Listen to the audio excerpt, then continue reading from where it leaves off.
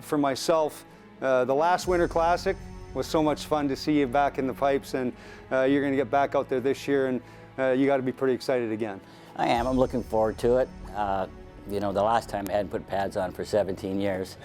This year I'm going to put them on for 10 minutes in a few minutes and get warmed up for this year's Classic. But legs don't bend much anymore. But there's nothing like being in the dressing room with the guys again and getting out in front of the crowd.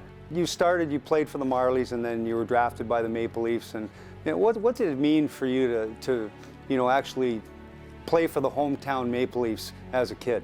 I was one of the young guys that was fortunate because I grew up as a huge Maple Leaf fan, and then, like you said, I was lucky enough to start with the Marlies. They were Shopsies at the time, Pee Wee. That was the beginning of the Marley chain.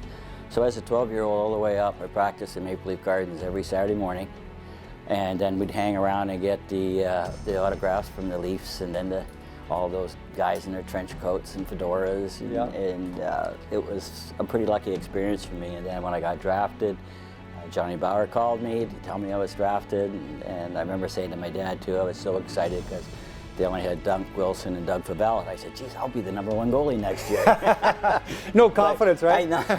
I didn't even get a sniff for a couple of years, but it all worked out pretty good. Now, the Maple Leafs in this 100th anniversary season, you know, had the top 100 Maple Leafs of all time. You were named number 58, I believe it is. And where were you when you found out, and what was your reaction?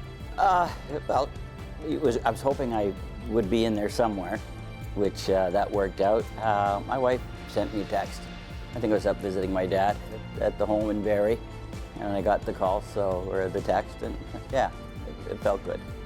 Now, it's a real honor. Well, I'm sure, there's no doubt about it, and I think that you know, this celebration with, you know, the game coming up on New Year's Eve, you know, and I think a lot of the guys are going to be there, and I think that that's something where it's going to be a real honorable sort of weekend sort of situation, getting together with all the old guys, and I think that everyone's going to enjoy it tremendously. It's going to be a lot of fun, isn't it? Well, you know what it is, when you're teammates, you're close all the time, and then, you know, 30 years pass, you see the guys at golf tournaments, alumni tournaments, and stuff, and every time you see each other, I don't know about you, but I usually have a smile on my face. Just huge to see all the guys that were like your best friends and part of your family at one time, and so that's the greatest part about this upcoming 2 or 3 days.